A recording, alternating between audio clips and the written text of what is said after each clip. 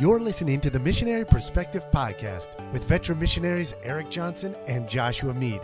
We're glad you could join us. We trust this podcast will be both a blessing and a challenge as we relate topics in world evangelism from a missionary perspective. Now, here's Josh and Eric.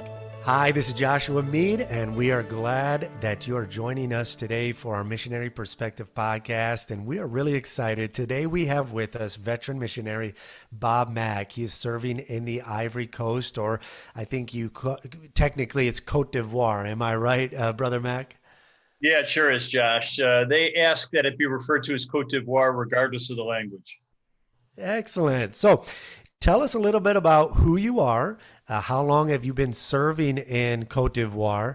And then tell us a little bit about, I guess our first question after you give a brief introduction is how did you come to serve in Ivory Coast or Cote d'Ivoire? What led you to Cote d'Ivoire?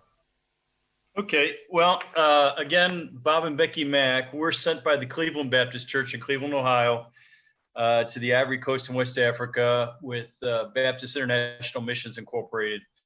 And we have been working here for 26 years now in church planting ministry, first in the city of Anyama, and then since the year 2000, we've been working in the cities of Bingerville, Zanapledougou, and Mach.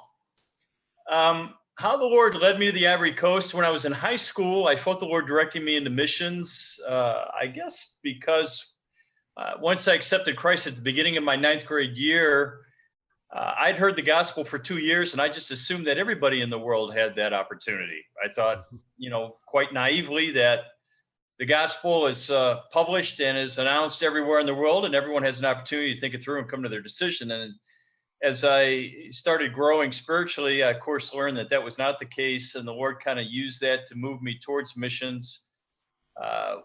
My first couple of years in college, I was thinking maybe Latin America or South America, and possibly, Mexico or someplace like that. And the Bible college I was going to only offered Spanish, and they only took missions trips to Mexico. And so it seemed like that was all working out really well for me. But when I was finally able to go on the missions trip that particular year, they did not go to Mexico. They went to Togo, West Africa, which, of course, when I first got that news, I thought, man, this is very disruptive. I don't know why they're doing this.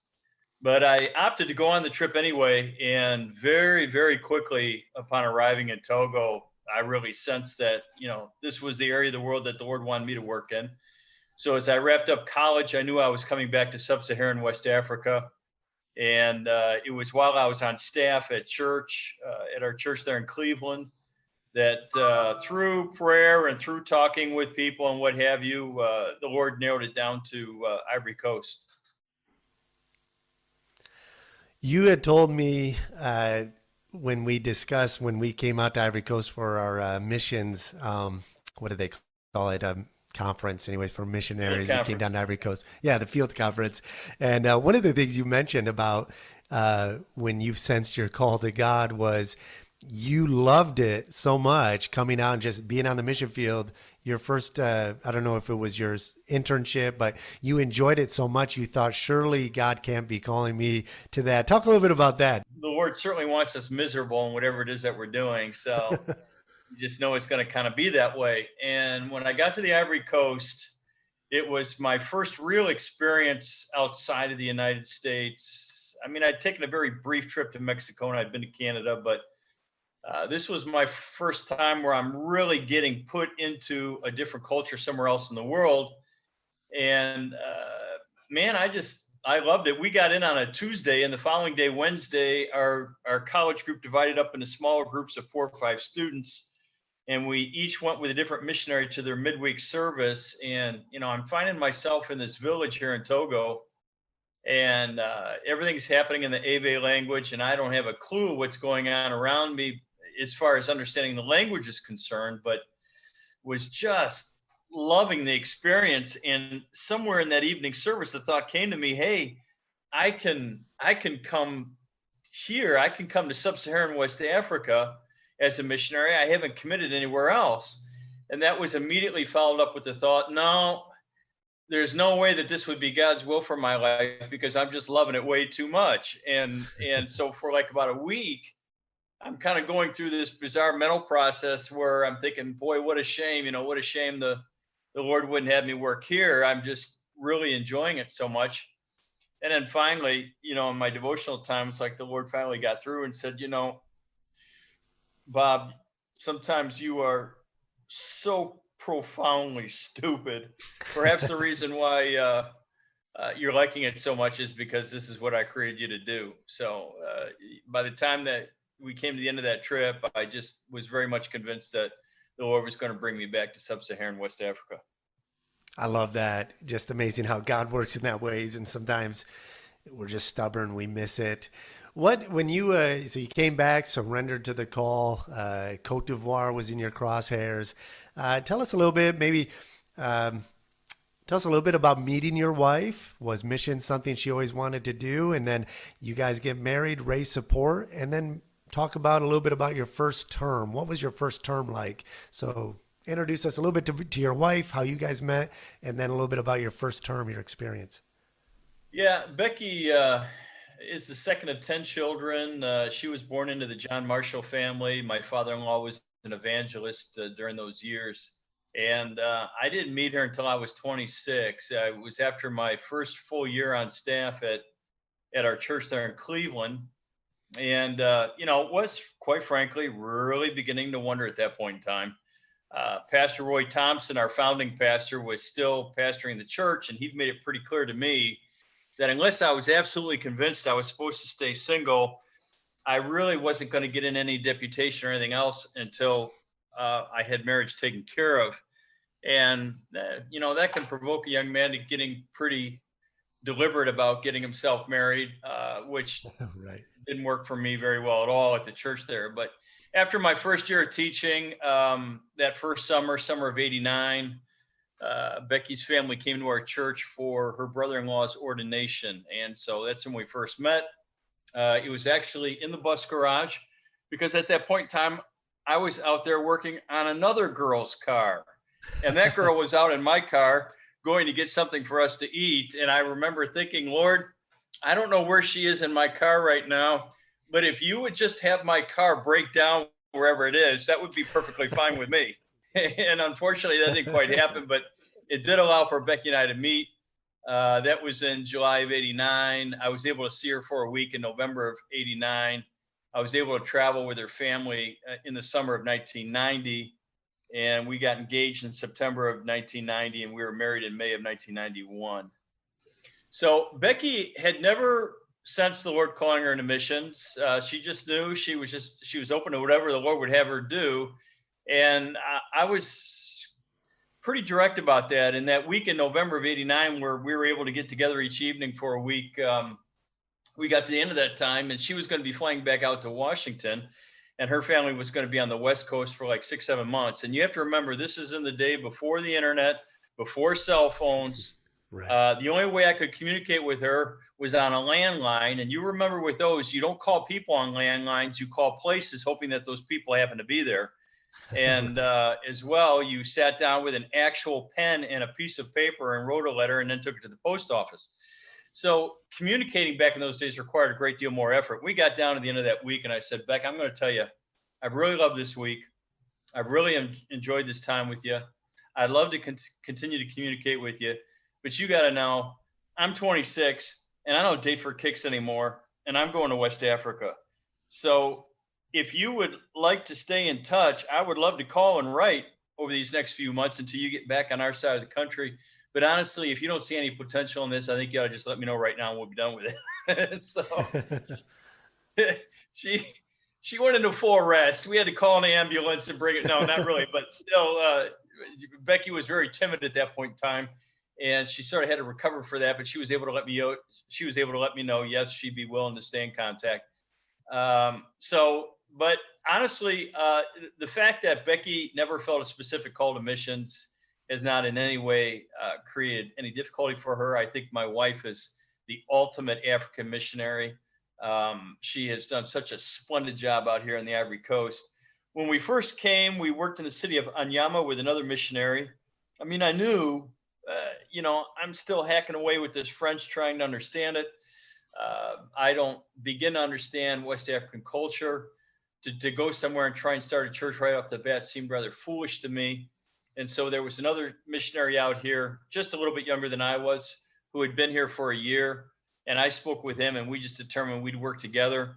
And those were very good years. That was from 1995 until January of 2000. And we started an independent Baptist church there in Anyama. Actually, he had before I got there, and then I worked with him. And we had an institute going at that point in time, and the Lord greatly blessed it. That church is still there today. That missionary turned it over in 2006 to one of the men that we trained in those late 90s, and church is still going today. As a matter of fact, that pastor is the president of the Pastors Fellowship out here now, doing a terrific job. And our first term, in my opinion, really was a good success. It allowed us to get into the ministry without necessarily carrying the whole weight of it. And as such, we were able to improve our language skills and develop our cultural understanding. That's excellent. That's so important, those first years of training. And, oh, wait a second. It says we're running out of time. We've removed. Okay. I just saw a sign that said it up to minutes. Yeah, so it's giving us more minutes. That's weird. I didn't know you do that. All right, I'm going to edit that part out. But anyways, all right, so we'll continue here. So you spent that really kind of a little over a first full term working with another missionary and getting a church started. So you launch out on your own. And was that your next step? Did you launch out on your own? Did you have a team, that you worked with together, or was it just you and your family going to a location and getting a church started? Tell us a little bit about those early days of how you made a decision to start a church where you're currently at now, and then what were some of those early days like in getting the church started? Yeah, after those 4.5 years in Anyama, we had a lot of men that were getting into the Institute. And I don't know, it just seemed to me that, if I got up and preached, I was taking an opportunity away from one of our men that was in training. The church was maturing very well. It just seemed as though it really no longer needed two missionaries working there. And again, we had been able to develop in language and in culture. And so we just felt the time had come to move on. And so we did. We went, just our family, to the city of Bingerville. Really, specifically at that point in time, the other families that were out here had already chosen places to go. And so we really weren't able to team up with any other family, as it were. But we came to Bingerville, and we moved into our home in January of 2000. For 6 months, I worked on getting authorization for the church to meet in our home. I put together some of the other things that we were going to need, signs indicating our home and what have you. And then we opened the church in June of 2000, and, just began to let it grow and develop. We were in that house for the first 2 years of the church, and then we were able to get it onto its own land and go from there. But we've had some people that have come and interned with us along the way, because we've been in Bingerville now for 21 years. And so we've been able to help others as they've gotten started in their ministries out here. But I would have thought that we'd turn the Bingerville church over quite a long time ago, but the Lord has made it clear, especially in these latter years, that he really wants to use this church kind of as a model. And as well, the Bible Institute is now based out of this church, and it's helpful that I would have a hand in both while we're integrating those two ministries together. So that's kind of how we got where we are now. And that's something I want to get into a little bit later and get a deeper look into kind of that pattern of church planting that you guys are using in your approach to ministry there. But when you got there in those first years of planting planting your church, getting the gospel out, what were some of the ways? I like to look at I love different cultures and different insights. One of the challenges many missionaries face when sharing the gospel is trying to figure out how the people perceive what you're communicating, because your definition can be completely different than what their definition of a word is. So what was some of, in those early days as you're learning the culture, how did Ivorians view church in general when you began planning your church? Is it different region from region, or are there different views with different ethnicities? And then how did they specifically view the Baptist church? And then I guess a very more detailed question would be what surprised Ivorians most about attending a service or two of your church? So kind of what's the broad view of Christianity, Christian terms that the Ivorians had? And then what did they view the Baptist church and then your church specifically? What surprised them when they would attend your church? Well, Bingerville is just east of Abidjan. And so it's always been in the Abidjan district, and with the huge expansion that has been taking place here in the Abidjan area, Abidjan is essentially swallowed up Bingerville. So we're in that area. It's the main hub of the country. It's certainly the most modern area of the country. And so to a large degree, the people that we were trying to witness to had some type of concept of church. But most of their experiences had either been in a Catholic church or in a charismatic church. So as we opened our church and we began holding church service and people began coming, the thing that I absolutely heard the most was, and this will kind of make you laugh, but the thing I would hear the most is, wow, you guys really use your Bible here. Like that. Wow, what a novel idea. We're actually going to open this thing and see what it says. They were just either so accustomed to ritualistic Catholicism or experiential charismatic movement, right, that in spite of any church experience they may have had somewhere along the way, it did not include actually getting into the scriptures and understanding what they were saying. And I think really that has become the trademark. I think when our people talk to other people in the town about our church, that's generally what they'll say more than anything else. Hey, if you come to our church, you really will begin to understand what the Bible says. And so that's kind of how it was. So in your early days of church planning, what was your primary efforts put into to get the church launched? Obviously, discipleship, evangelism, we give those answers when we're raising support to churches on deputation. When they ask you, what are you going to do? Well, we're going to church plant, we're going to disciple, we're going to evangelize. That's a given. But a lot of times when a missionary gets to the field, he has no ideas really what that's going to look like as it's being fleshed out. So in your early days of the church plant, what did that look like? Your discipleship, your evangelism, was it similar to what we might do in the States? Were there things you did differently than what you were expecting to do? And then let's get into, after you talk a little bit about that, I want to get into how your outreach began to grow and expand with various methods and ministries. But let's just start with that. Your first early days, what was most of your effort and energy put into getting the church started? Well, in the beginning, it's pretty simple. Especially with us, we were meeting in our home.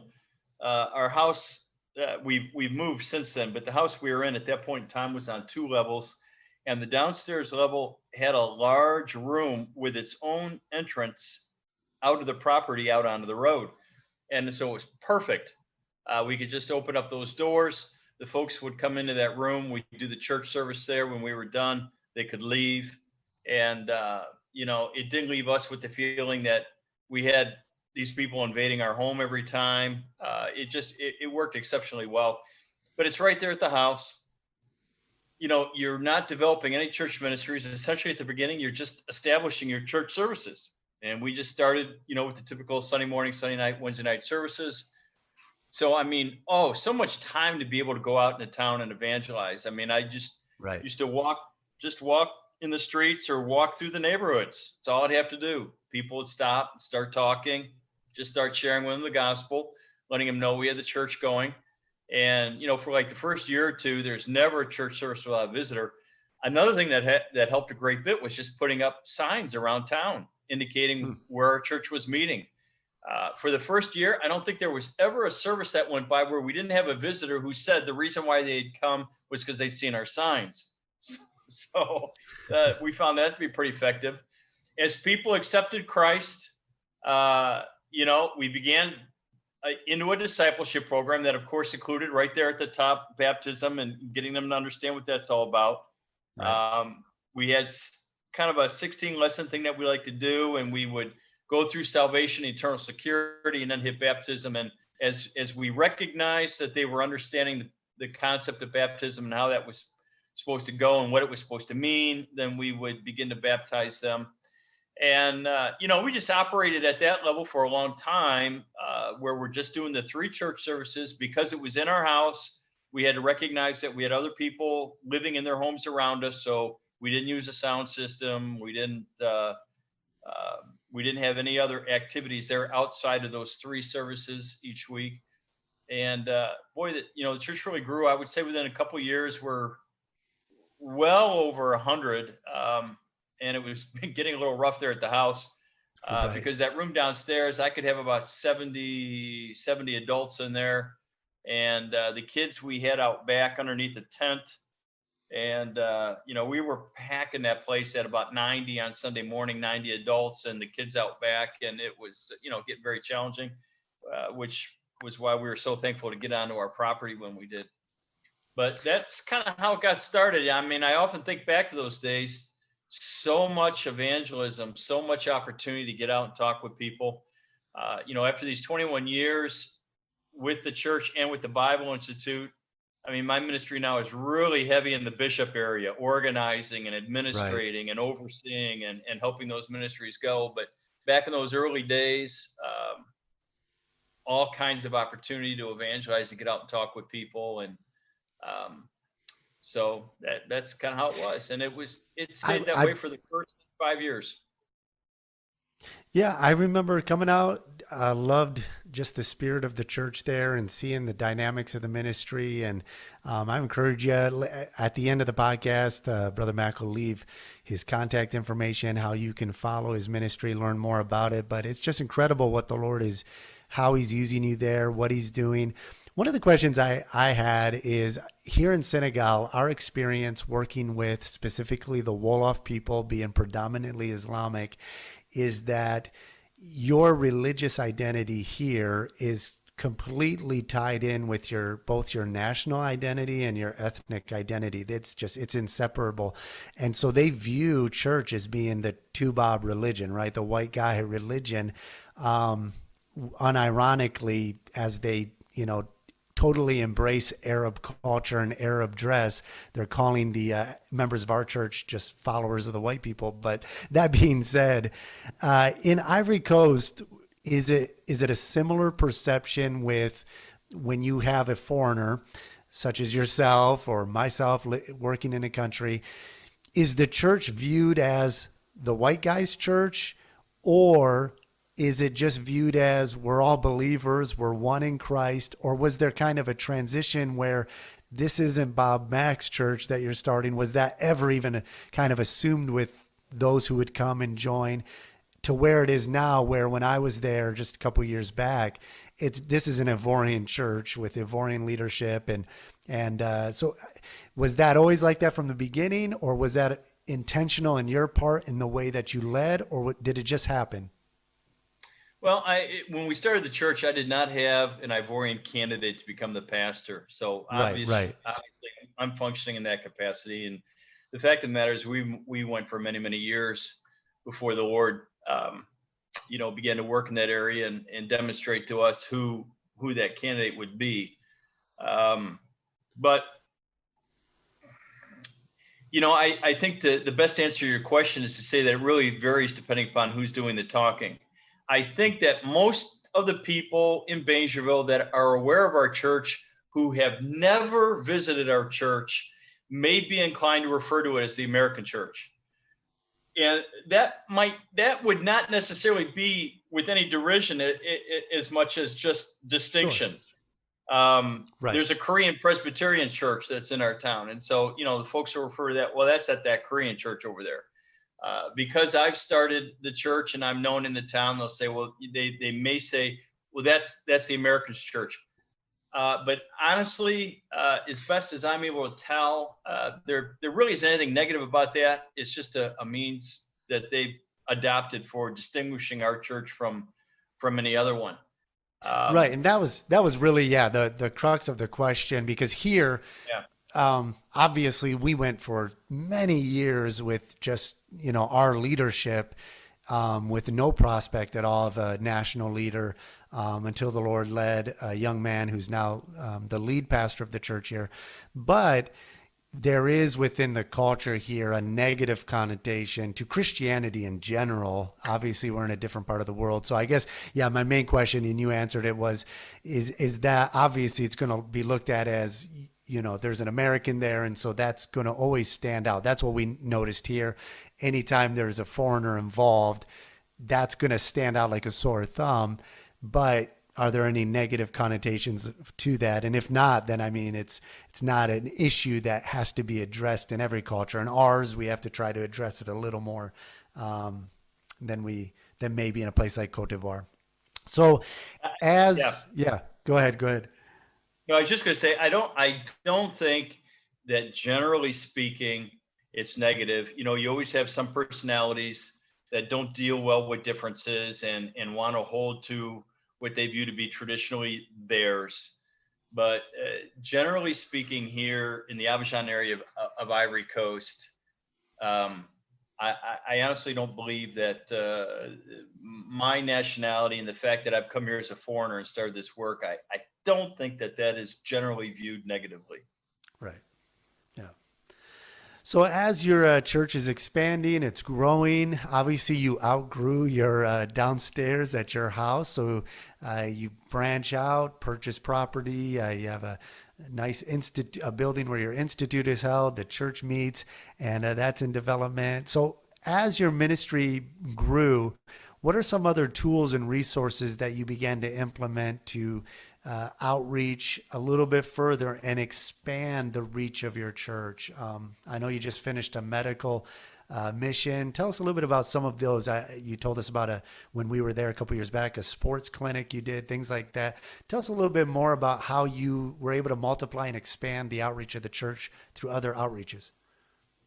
Well, after about a year, I'm looking at the people that are coming, and it's apparent to me that at that point in time, we're only successfully reaching a certain segment of society. Everyone that's coming to my church, they're Ivorian. They have some type of, let's just say in a very general sense, some type of very general Christian background or something like that, or maybe not. But they're not particularly steeped in animism. I mean, the animist effects, as you know, Josh, in Africa are invaded at varying levels in different people's lives. It's always there in some form or another. But the people we were reaching were not really steeped in that. They were not actively practicing that. So, and I held a meeting with the men one day. I said, we just need to figure out what we're going to do because we're not successfully reaching many different segments of our population here in Bingerville. So let's think about the Muslims. How are we going to reach the Muslims in our town? Let's think about the fact that Bingerville is a big school town, and we have 6, 7, 8,000 junior high and high school students that come from the interior of the country every year and who stay in dorms in order to go to schools in this town. Let's think about the fact that we have 12 villages around Bingerville that are very animist and very closed to coming, because I'd gone to those villages and asked the chief if I could preach there, if I could show films, if I could evangelize, and every one of them had categorically refused. So, what can we do? And I just threw this out to the men in our church. I said, we need to find ways to do this. And to keep the story short, one guy comes back to me talking about opening a literacy center because illiteracy in the Ivory Coast is found principally in the immigrant Muslim population. 25% of the population here is immigrant from the countries of Togo, Benin, Niger, Burkina Faso, Mali, even Senegal. And so most of these immigrants, 25% of the population here are Muslim, and that's where you find illiteracy. So if you open a literacy center, the demographics themselves indicate most of your students are going to be Muslim. And that is the case. We have 300 students in that center now, and we're able to get them, in addition to teaching them to read and write, we're able to get them through a 10th grade level of education so that they can get what's referred to as the BPC, which is very advantageous. And these are Muslims that are now hearing the gospel week after week, month after month, year after year in our center, and many of them are coming to a saving knowledge of Christ. With the youth, we realized that staying in the dorms, most of the dorms that were available for those students are dorms that are either usually associated with the Roman Catholic Church, which means they're going to have to go to Mass on Sunday. They can't come to our church. So we opened a basketball center and then later affiliated with a soccer center so that we could have those kids come to our centers and get involved in sports, because there are no sports programs in the schools here. So this is a very rare opportunity for them to get involved in organized sports. And if they're in our center, then they're working their way through the Source of Light Bible study materials, where they're getting the gospel, they're getting, they're learning about Christ, they're learning about the Bible. And so many of them are able to come to Christ. As far as those villages are concerned, really the best way to break in to that scenario is with medicine. And we opened a medical ministry. We had a clinic for 6 years. And as well, we have Christine McLaughlin with us, nurse practitioner. And she does medical work in those villages, and that keeps those villages open for us to come in to evangelize and hold church services. So it was really the men of our church that had these ideas. I was often resistant. I mean, the literacy center, I told our guy, I said, man, we've already got 8 of those in our city. That's kind of social gospel. I'm not sure I really want to go down that road. Why would you suggest that we do that? Well, he just starts naming off all the ways that we're going to evangelize Muslims by opening that center. And I had to roll up the white flag in a hurry. Okay. You made your case. And so, but it's stuff that, our men were behind, they suggested, and we've been able to move forward with that and develop those ministries in our local church context. As your ministry is growing, and of course these outreaches are beginning, I like what you said. So you mentioned it already. I wanted to get a little deeper into that. Implementing the national leadership, not just your leadership team, getting members involved. How do you build that sense of ownership for the members, that they're not just attending your church, but that you're implicating members? How did you come to forming, leadership teams? And then when launching out ministries, what does that process look like for you as the missionary? You mentioned a little bit about, you're posing them questions, they're bringing the ideas, but maybe get a little deeper into that process for you as the missionary. How do you balance being the overseer of these ministries, but knowing that you have to have the national leadership taking ownership of these ministries? Kind of what's the thought process for you as a missionary when you want to get an outreach going? You just, like I said, you already mentioned a little bit, but maybe get a little deeper into that for a young guy who's wants to get his national workers that's working with them, pastors and others involved. What's that process look like? Well, it's in some ways it's the most challenging point. How can I know when a national is ready to assume a specific responsibility within the church? Honestly, of probably all the people in the church, I would be the least capable of discerning that, because I'm not Ivorian. I didn't grow up here. And right. So it's going to be extremely difficult for me to figure that out in a lot of different senses. But I think to get to the answer to your question, number one, I've made it clear, yes, I've been here 21 years, but you talk to any one of our church members, they understand precisely what autonomy is. If you ask them today, is their church autonomous? They'll absolutely tell you, no, we are not yet autonomous. If you ask them, what has to happen before you can be? They'll tell you, as far as our ministries and our finances are concerned, we are autonomous, but we are still waiting until we have a trained man to assume the pastorship of the church. And as well, the missionary anticipates finishing up some construction before we get to that point. But the day will come where we will be autonomous, and we'll all know it at that point in time. So I have never allowed the church to look into the future feeling that I'm always going to be there. And when we started these extension ministries, like the Literacy Center, like the Sports Center, even the medical work, I never held a position in any of those things, refused to do so. We moved our people into those positions of leadership. And so to get to what I think you're looking for here, Josh, if I'm pastoring in the States, as an American pastoring in the States, I'm going to be a lot more direct in my approach, because I'm going to view myself as the pastor and I am leading this work. And so I will be inclined to say, folks, this is the need. This is what I think we can do to meet that need. Let's get together and let's go out and do this. And I'm going to view myself kind of in the forefront there, leading the charge, as it were. And I think that's normal. And I think to a large degree, that's how many of our independent Baptist churches work. But I began to realize fairly early on here, in the culture, in the mentality, there's so many respect issues. And, let's take the Literacy Center, for example. If we open up that Literacy Center and I appoint myself as the director, and I'm going to be the director of that center. And so, yes, we have other teachers and we have other people that are working in that center, but I'm the one directing it. In the minds of our Ivorian people, it is exceedingly difficult for any of them to ever take my place as the director. Right. That's just, it's going to be tough. And if I'm not there as the director, say I'm home on furlough, then the thing is just really not going to work well at all. Right. So when we opened that Literacy Center, they wanted me to be the director. I told them I will not be the director. I will not hold any position in this Literacy Center. And we filled out the teachers and we determined who the director and the assistant director were. And we set all that up and we launched it. Now, the fact of the matter is I can walk into that Literacy Center at any time. And if I see a problem or I see something that I think needs to be changed, I can talk to our director and it will get changed.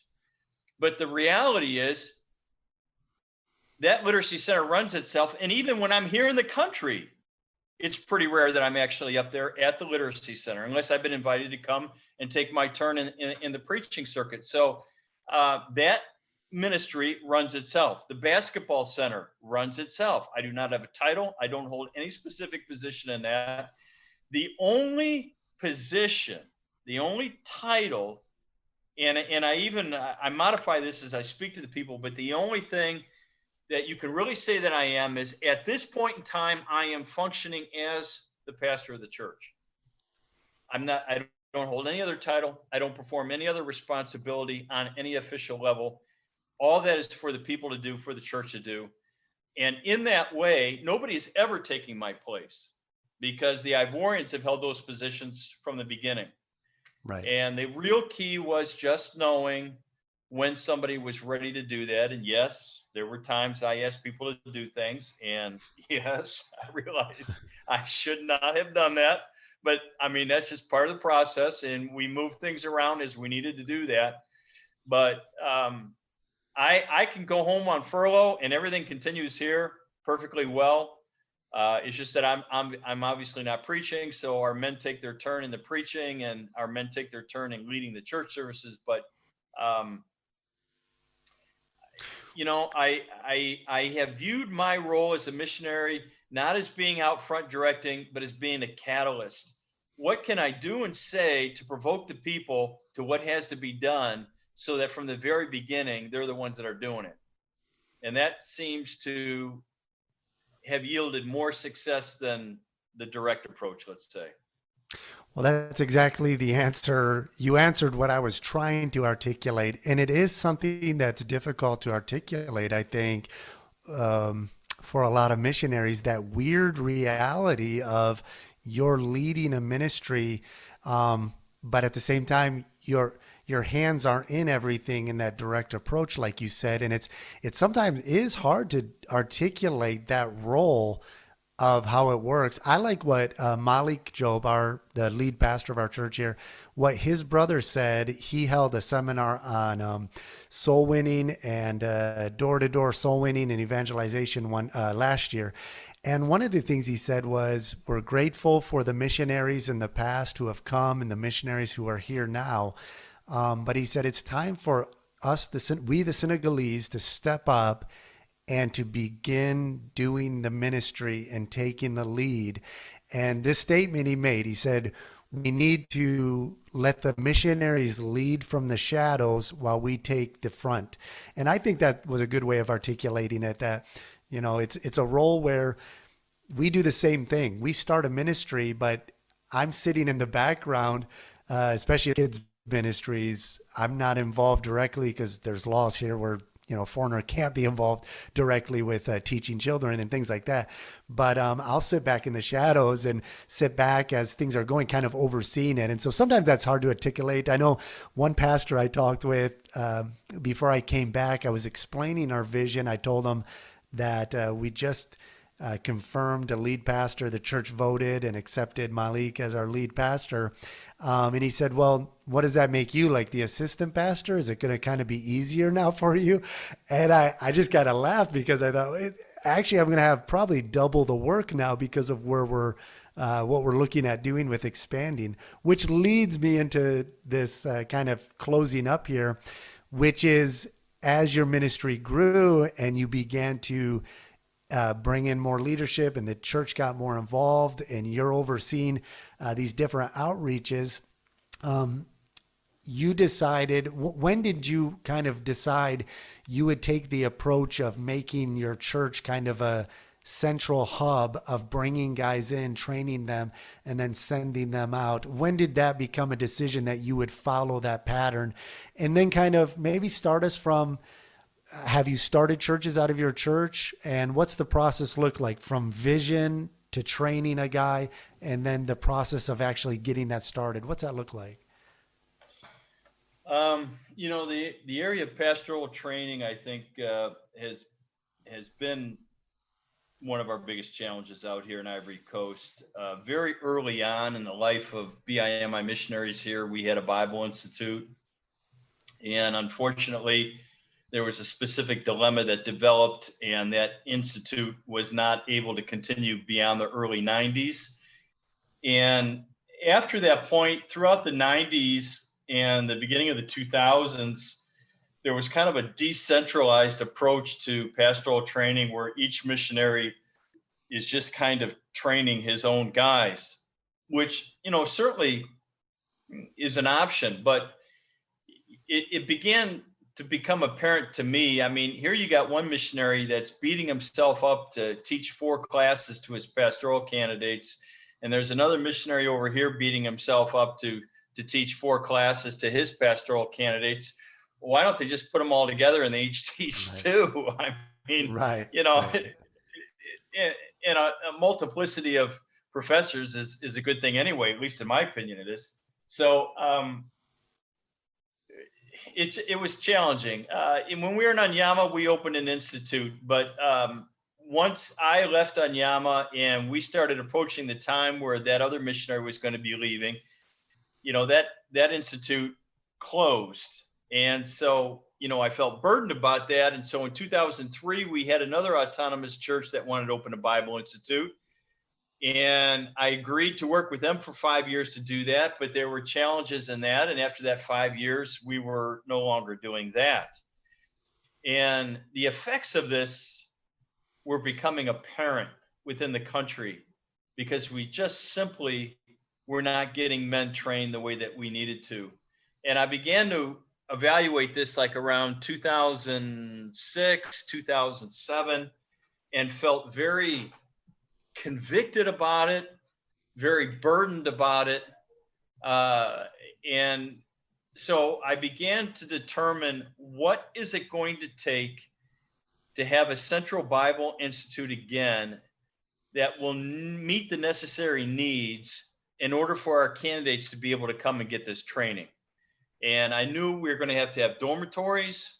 I knew that we were going to have computer access for them and libraries and what have you. And so we started putting the plan in place to have the building that was going to be necessary to bring these things together that were going to be necessary. And it took about 8 years to get to where I thought we were ready. But we started in December of 2016 with our first class and began to go from there. And as all this is evolving, again, I'm starting to see more the role that the Lord had in mind for the Bingerville church in the midst of all that. Now, we were starting other churches in the meantime. I mean, I came with that typical, I'm not critical, but just sort of that typical thing. I got to start this church and I got to have it done in 5 years. I mean, I got to have a guy trained and I got to have him taking it over. And, you can push that all you want to, but if the Lord hadn't given you the elements yet, it's not going to happen. And if you make it happen, then it's going to be a disaster. So you have to go with what the Lord's given you. And, I can just remember thinking, man, I'm really failing here. For one reason or another, I can't get this Bingerville church where it needs to be. And then in 2008, when the Bingerville church was 8 years old, we just went to preach a funeral up north in a village where the father of one of our Bingerville church members had passed away. And before that was over, we have 60 converts. The chief has given us a piece of land and is begging us to open a church there. And the man whose father passed away, that member of our church, had already had 3 years of Bible Institute. He was 10 years older than I was, a mature guy, ready to go. He stepped right into that, and boom, there's a church. It's like the Lord said, Bob, it's not up to you. It's up to me. If I want to open a church, I'll open one. And you'll be nothing more than a spectator to that. And the Lord did it again in 2015. The Bingerville church was able to open up a second church after the Zanapledougou church out in the city of Mach. And that as well is doing very well. And so the Bingerville church itself has started 2 new churches. They have an active missions program. They're supporting 8 different missionaries on a monthly basis. They're also involved in a program to get monies together for specific missionary projects like buying church property or building church buildings. And so we've been able to incorporate all that into the life of the church. We've been able to start 2 new churches specifically through our church. But all of that has come together to put the Bingerville church in a very good position to be a model now for those men that we're training in the Institute. Very good. Well, that's exciting to see how that's developing. And kind of coming toward the end of the interview here, I want people to be able to connect with your ministry who don't know about your ministry yet. So as we come to the end, I'll have you leave some of that information. But I just want to close with probably just 2 things I wanted to finish up with. The first is, especially for missionaries coming to Africa, one of the things that has had a great negative impact on the advance of the gospel is the charismatic movement. I saw that visibly when I was in that short visit I made to Ivory, Cote d'Ivoire, just seeing even some of the churches and their impact. It's beginning to make inroads here in Senegal little by little. Usually from what I've observed is that the charismatic movement waits until the Baptists go to the hard place and get a good, gets a work started. Then they come in and follow up and bring all their nonsense in. And so can you talk a little bit about some of what you've observed of the negative impact of the charismatic movement in Africa in general, Cote d'Ivoire maybe specifically? And then the reason I'm bringing it up is, what can a missionary do and even the national pastor do to try to combat that negative influence within his community and in his own church? We deal with it even in our church with people being influenced by guys online and different things like that. Well, it's a great question. When I was starting the church in Bingerville, as I mentioned, we started it in our home. The city hall asked me to go around all my neighbors and make sure that this would not create a problem for them. And I understood that because you have so many Pentecostal and charismatic churches in this country, and pardon the expression, they just absolutely go hog wild. They'll hook up these huge sound systems. They'll go all night long, literally all night long to 6 o'clock in the morning. They'll absolutely drive people crazy.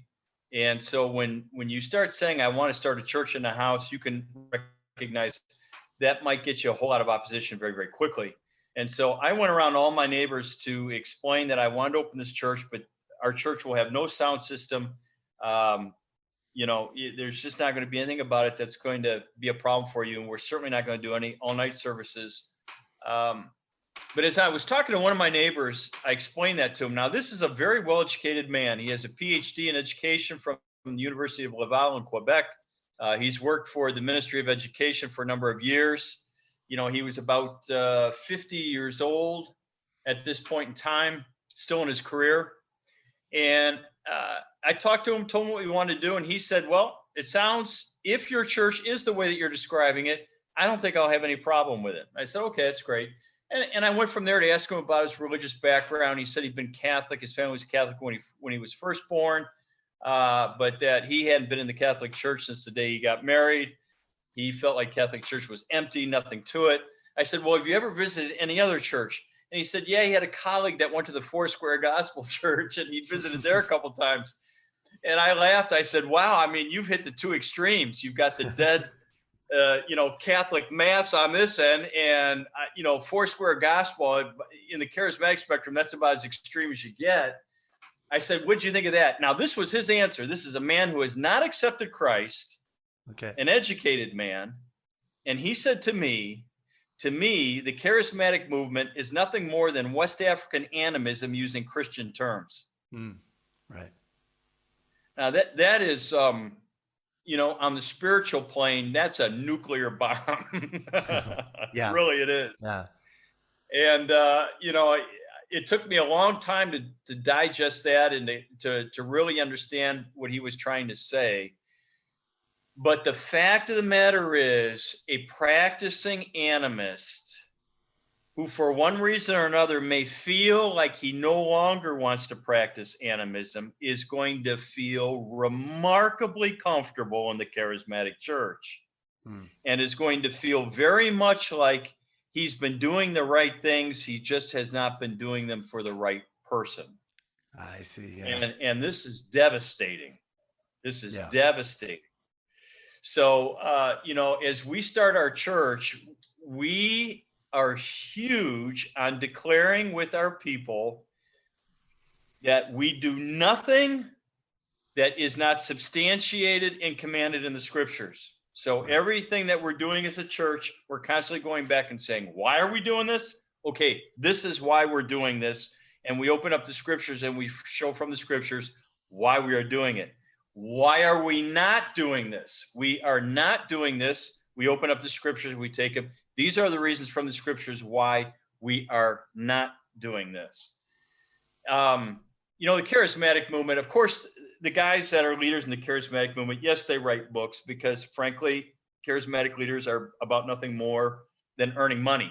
And if you don't agree with that, I'm sorry, go to 2 Peter 2. Go to 2 Timothy chapter 4, because that's precisely what Peter and Paul are saying. These guys are in it for the money. They don't live the life. They don't maintain any conviction in their own life.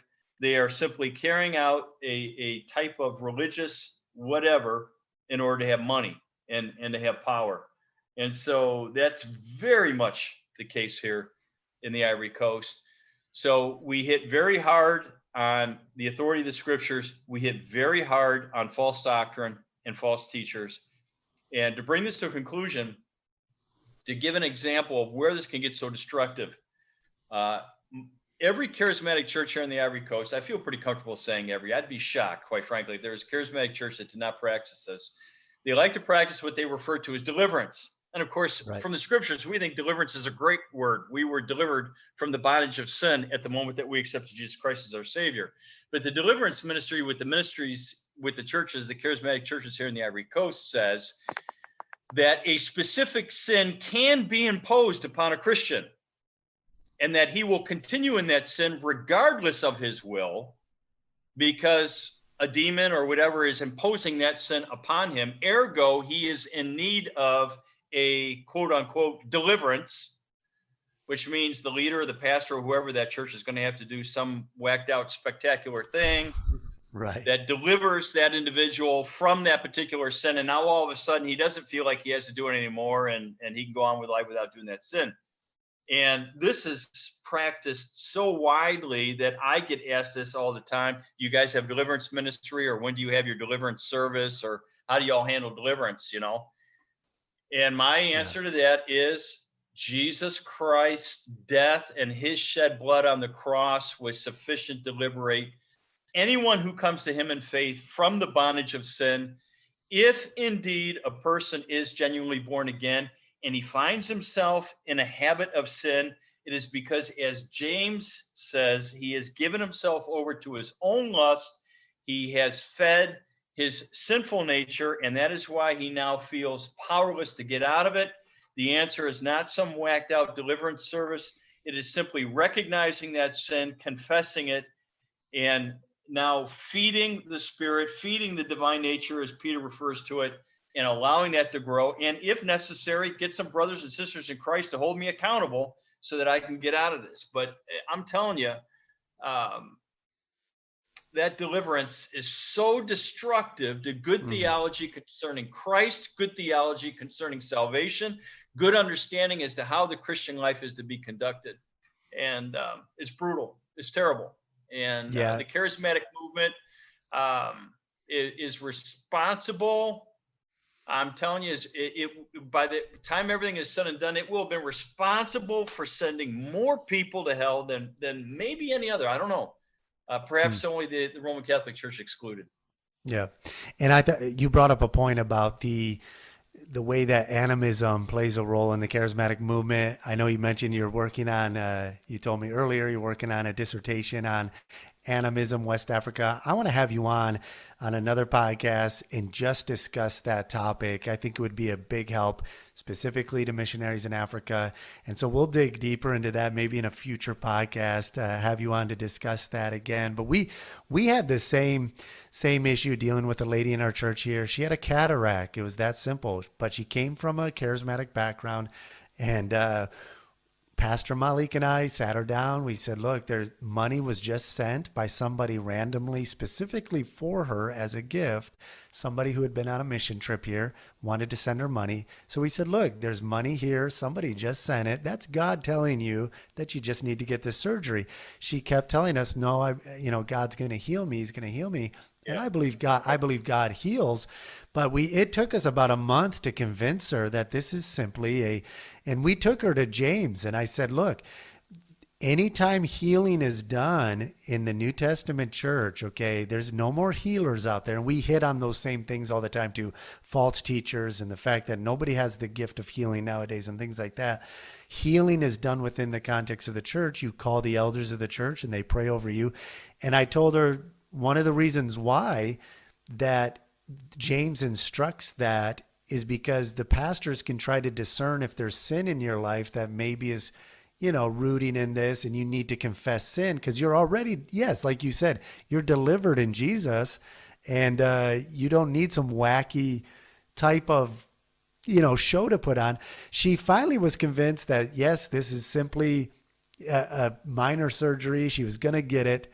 But then she called her former pastor in the Capitol, who's charismatic. She came to church the next Sunday, and she said, I believe that God has already healed me. I talked to my former pastor, and she's not a member of our church, by the way, because of she just attends regularly, but hasn't fully come to embrace, our doctrine and everything. But she loves the Bible's being taught at our church.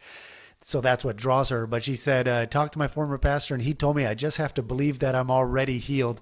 And as soon as she said that, I saw Pastor Malik just put his head down. He's like, oh, man, these people, you're not already healed. I see the cataract in your eye. Let's get this done. But anyways, there, man. Exactly. So it is detrimental. So I want to have, maybe we'll discuss that on our podcast. Well, as we close out here, I really appreciate your time and you taking the time. Would you just kind of address what are some things as you see a younger generation coming to the mission field, and from the many years you've been on the mission field, let's start with firstly, what are some things you've observed in missionaries, maybe an attitude, an approach that was flawed, that what missionaries got wrong maybe about their approach, their family life, that, a lot of missionaries leave the field and maybe it was just one little thing they could have tweaked in an approach that they just didn't change.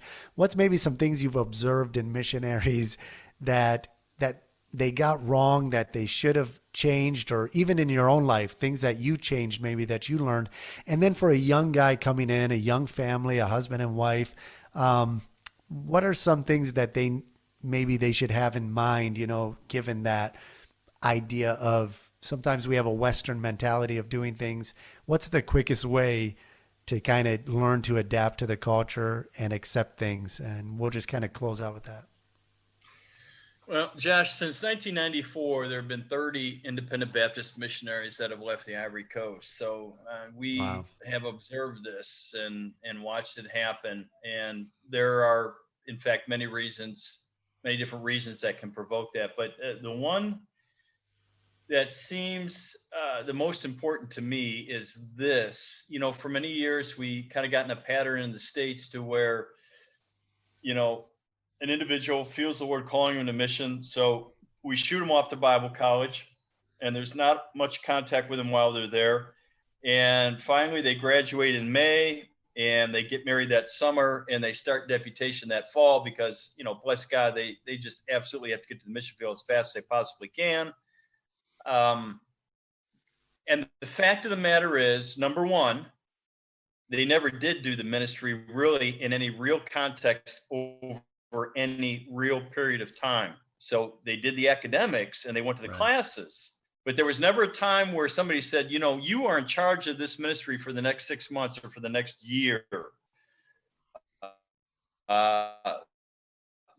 There was never a time where they were in the same place with the intent of working full-time in the ministry to see how effectively they did win people to Christ.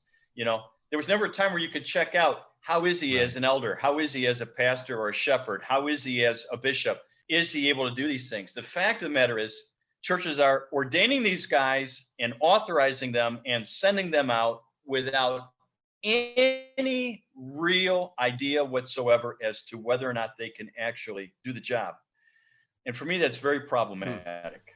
I think that a local church needs to recognize its responsibility when it puts a man into the mission, into the ministry, when it puts a man into the ministries. And as such, we read in the scriptures that if God is calling a man into the ministry, then God will give to that man what he needs in order to successfully accomplish the ministry.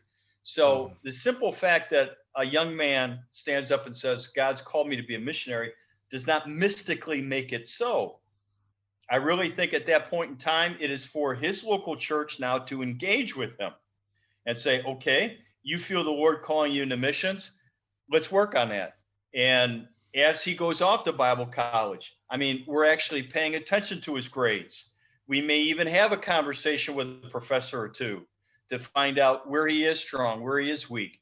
As he is considering life mates, who's going to be his wife, his local pastor, his local church is helping him in that decision because it recognizes its responsibility to confirm that, yes, God has in fact called this young man into the ministry. Once he has received his degree, we're going to bring him back. We're going to set him up full-time in the church. We're going to have him work on staff as best as we can. And we're even going to tell the church, so-and-so is here now. They're doing an internship. He feels the Lord is directing him to the ministry. It's our responsibility to confirm that that is indeed the case. And so we're going to watch him as he does this. You see, in this way, the missionary really begins to understand that he does have a sending agency. He does have a place where he's anchored. He does have a place from which he is thrust out into his missions career. And I think oftentimes that's what really makes the difference. I know that oftentimes with missions, we're very much afraid of the missionary candidate doing an internship in a stateside church. And we have fear of that because, number one, we don't want them to get detoured. We're afraid if they start that internship, then they'll just stay on that pastoral staff forever and they'll never go to the field. Or number two, we'll say, working in a stateside church is nothing like working on a church on the mission field. Therefore, it's a complete waste of time. But in my opinion, both of those are completely forgetting the fact that if this local church is going to ordain them and authorize them to go, they ought to absolutely know something about him and whether or not he does, in fact, have the abilities and the capabilities necessary to get this job done. I'm not going to go into any detail, but of the 30 that came out here to the Ivory Coast, there's a significant number of them that could not serve on most of the pastoral staffs in the churches in the United States of America. And if they couldn't serve there, why are we sending them here? the idea of the mission field is not a place to send your rejects. I'm sorry. But ministering in a new language and in a new culture is infinitely more challenging than ministering in one's own language and in one's own culture.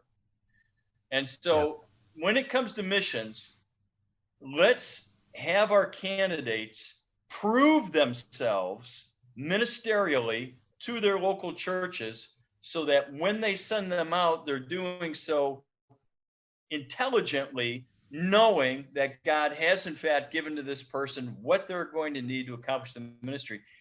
And just to end with this, Josh, one of the benefits of that is it will render that candidate a little bit more mature. And having a little bit of maturity before you come to the mission field is not a bad idea. Well, I couldn't agree more. I really appreciate your insight, and that's so important. That preparation time. I try to tell young guys to develop a sense of urgency, but that at the same time, your willingness is not the same as readiness. Doesn't mean you're ready. Okay. So you can be willing to go, but you're not prepared. That's, in fact, we were getting ready to launch out, and one of the pastors on the board, when we were being approved with BIM, I leaned over to my pastor who was on the board and said, Josh seems kind of young. Does he have any practical experience? And so, so I get that. I mean, there's another mission agency that's here in this, in our city. There's only one other mission agency, and they actually, it's a pretty grueling process. They're not independent Baptists. But it's a grueling process. And what I've noticed is on average, their missionaries who actually make it to the field are already in their 30s and have a couple kids and have had to serve at least 5 years on a staff in the States. And so I love that as independent Baptists, we do have a little more freedom to follow what God is calling us to do and not as much bureaucratic red tape to get through in what we feel God is leading with what God is leading us. But at the same time, I've observed, and I know you just mentioned it, if somebody's not prepared and then you get to the field and there's lack of accountability, it can just turn into a disaster. So yeah, I hope pastors and young men, if you're called to missions, take to heart what Brother Mac just said, and make sure you got the proper training, that you got the heart of your pastor, because we say churches plant churches, right? And it's not just a cliche. You're sending a young man, a young family to start a church. The missionary is not the church planter. The church is cultivating this family to go and reproduce what you are. So you're, as a church, this family starting a church abroad, they're representative of you. And I think the sending agency gives just as much accountability possibly as the missionary in his work, as much as they'll, as the Apostle Paul said, it's fruit to your account at the same time for the blessings. Definitely. Yeah. Lots of preparation. So I appreciate your insight. I appreciate you taking the time. I want to schedule another one in the future. There's so much more we could talk about. We didn't even get to the coup that you guys went through, and how does a missionary stay on the field after suffering, tragedy and difficulty and things like that. So there's a lot we could get to. So let's plan another time. But why don't you go ahead and just let us know, how can somebody who doesn't know about your ministry, how can they get in touch with you? Well, I'm on my church website, clevelandbaptist.org, and obviously my mission board's website, bimi.org. And as well, we're developing a website right now, ivorycoastministries.com. So somebody could go to any of those websites and get all the information that they would need on our families. My email is rcmach, M-A-C-H, RCI at gmail.com. Again, that's RCMACH, RCI at gmail. They can reach me that way. Stateside, we have a Vonage number 216-544-0290, and we pick up out here on the Ivory Coast. It goes through the internet. So those are ways that people can contact us, or they can check out what's happening ministerially with us. Excellent. Well, listener, I hope you'll get in touch, pray for the Mach's ministry, and look them up, get in contact with them, let them know how his interview today has been an encouragement to you. And we appreciate, Brother Mach, so much your time. And say hi to your family for us, and we'll continue praying as God continues to expand the great work that you guys are doing there in the Ivory Coast. Thank you so much. All right. Thank you.